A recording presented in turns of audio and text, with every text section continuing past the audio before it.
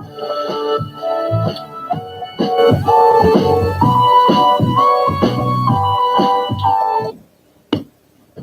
everybody, welcome. Kenny B here from Cities and Suburbs. Welcome aboard. Um, Broadcasting to you live tonight on YouTube, and going to selfishly, well, I'm kind of like, whoa. Just, I like to experiment with different cameras. So, anyway, let's move this over this way so you can get a good shot of Mr. Attitude, if you will. Maybe not such a good shot of me, though. I don't know. We'll see what's going on. But it is March 3rd, 2019. Welcome aboard another episode of Cities and Suburbs. I'll be sharing this over on Facebook. And again, it's the 3rd of March, edging our way to next week. We set the clocks forward. So that means we have extra time, so much extra time. Yeah, again, it's only 37.5 hours a week. I'm sorry. That's my schedule. That's just a joke.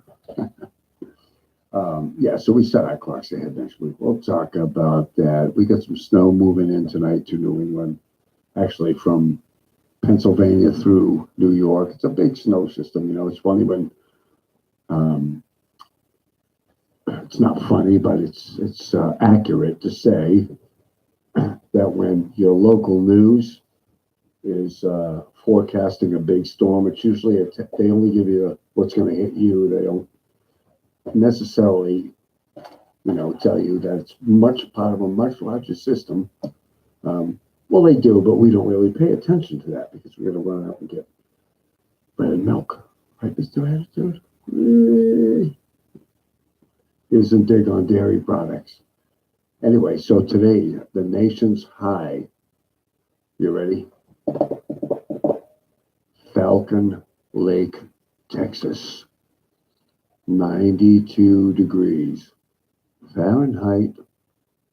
You guys want to know the low?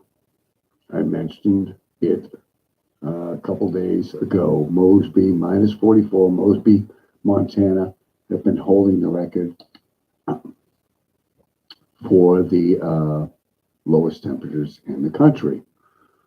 A couple days ago, I was talking about, or I was not just talking about, but I was trying to cover something, a very sensitive issue to people in the Worcester area who have, I got to tell you, the poor folks from Worcester, we seem like, getting our asses handed to us all the time. But just to say, again, I was reading the Worcester Telegram, online, offline, hard copy, electric copy, also Worcester Magazine, and the news is all over, the Midtown Mall. Okay, and for you guys who are younger, we were talking about this the other day about indoor malls.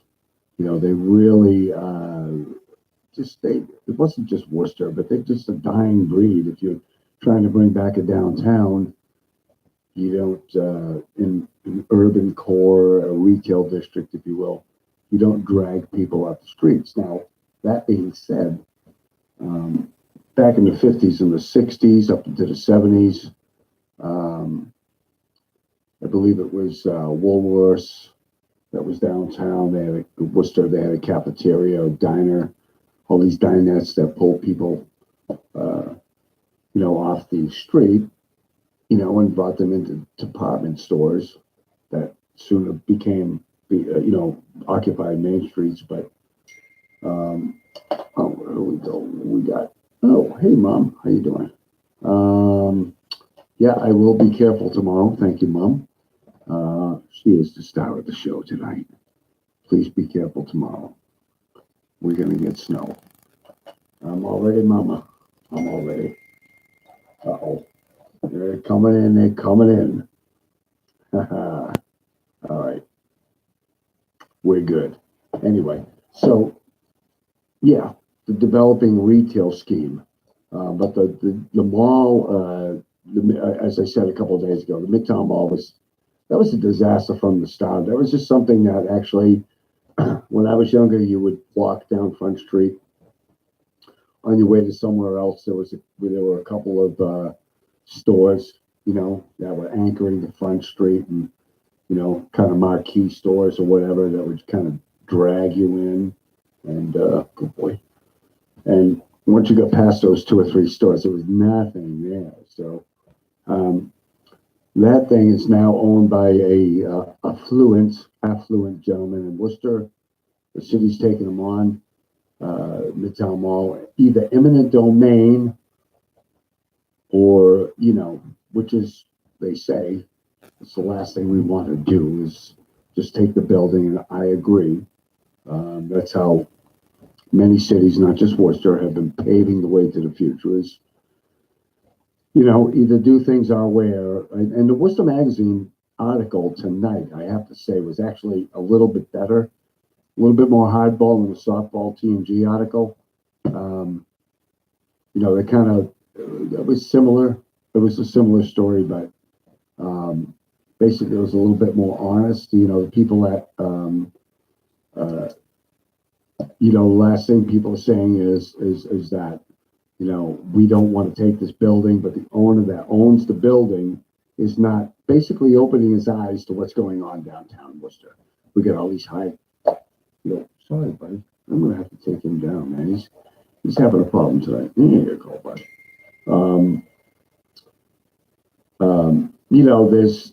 There's so much pressure for the businesses that are downtown, and you have to say the people in the Midtown Mall, the businesses and of the like, they've stuck it out.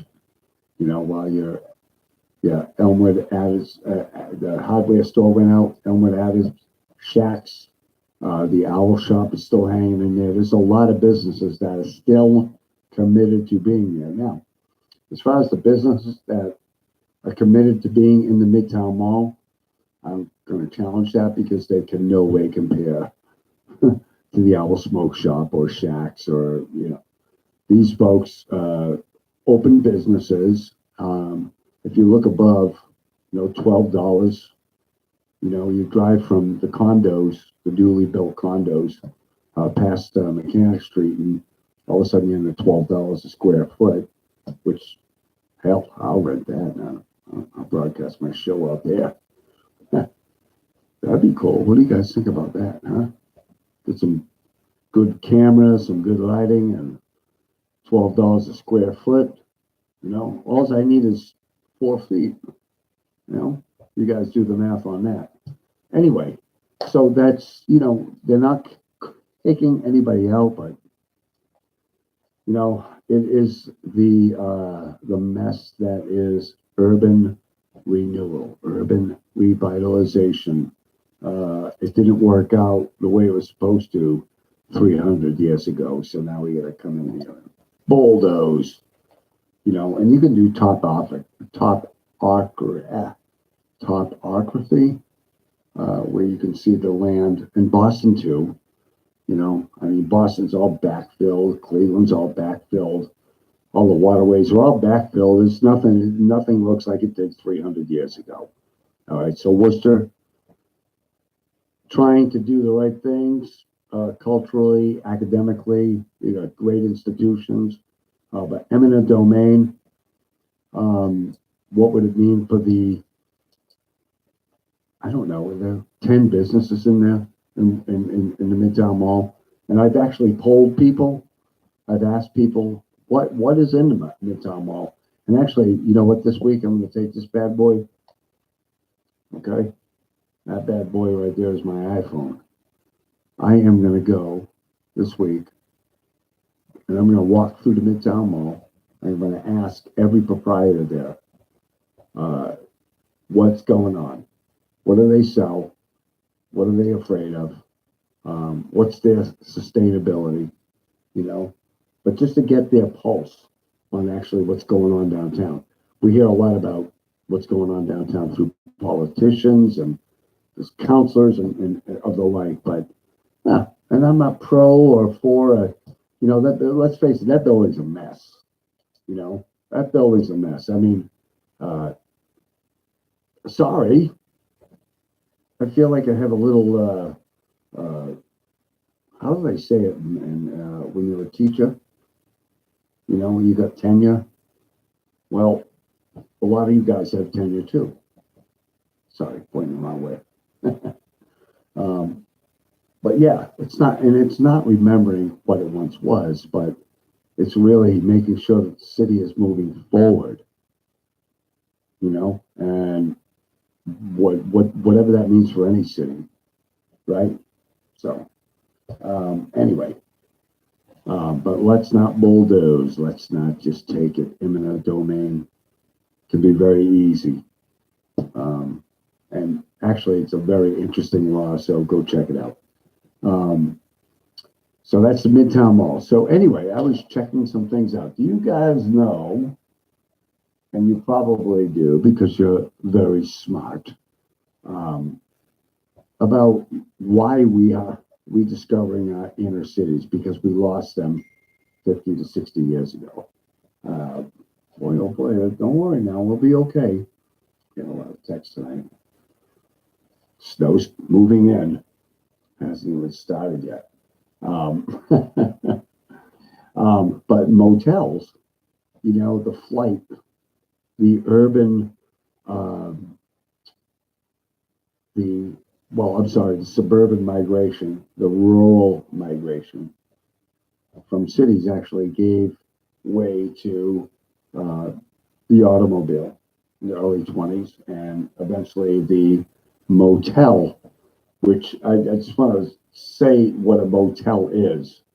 Okay, it's a combination between it's a word, obviously, but where did it come from? It's from a motel and a hotel, which a gentleman really said, hey, let's just put those two words together and see what we got.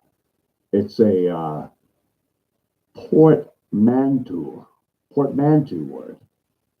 Okay, it's basically combined into a new word. So there's two words that are combined into a new word. So you have Los Angeles, you have smog and fog, right? You have smoke and fog, rather. So you create smog. Okay, so hotel, motel, motor car, hotel, motel. So that's where that came from. And there's so many things. What I did learn was that, hotels were more urban. They always were built around train stations in the inner cities. And then you had motels, which when people were saying, I'm out of here, or when the automobile became fashionable from the 20s all the way up, people used to drive on the new interstates. And I'm not talking the highways. I'm not talking what we drive on today, 495. And I'm talking Route 1, Route 12. People know that Route 1 in the United States is number one. Goes all the way from Bangor, Maine, all the way down to the Florida Keys. People know that. Route 1, check it out. So those were your highway systems. They weren't interstates. When the interstates opened up, that's when motels opened up, motor car homes.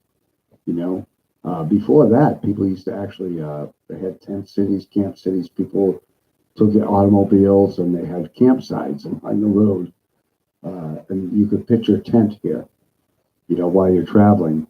And some good people along the way said, "Hey, Howard Johnson's and all these other hotel chains and motel chains." They said, "Hey," they went with the changing of America, the shifting of the economy. Now we're trying to bring it back to our inner cities, bring people back without gentrification. Boy, oh boy, we'll see how that works, guys. And anyway, I'm gonna go watch the. I don't know if you guys watch The Walking Dead or not. I mean, I will tomorrow morning. Um, I mean, I'll be there in front of my mirror. But yeah, Howard Johnson's too. You guys remember Howard Johnson's? You know, with the orange roof and the weather vane on top. You always knew where you were. Um, you know, the guy Howard Johnson. He forget his middle name, but he opened up a for $2,000 and bought a basically a drugstore with a soda fountain in Quincy, Massachusetts. Um, and his soda fountain was so popular it paid off the loan very quickly. And before you know it, he's opening up a sit-down restaurant in Quincy, and he's serving clams and frankfurters and beans and um, you know. So this guy he followed the growth of America. So we're in that again. We're gonna keep doing it. All right, guys. So we'll probably see you on Wednesday, maybe sooner. Okay. You guys be safe out there. And please comment below. Follow me on Facebook. All right. Follow Cities and Suburbs. We talk about a lot of things. Anything you guys want to talk about, you let me know. I'll let Mr. Attitude know. All right. Take care. Take care, guys.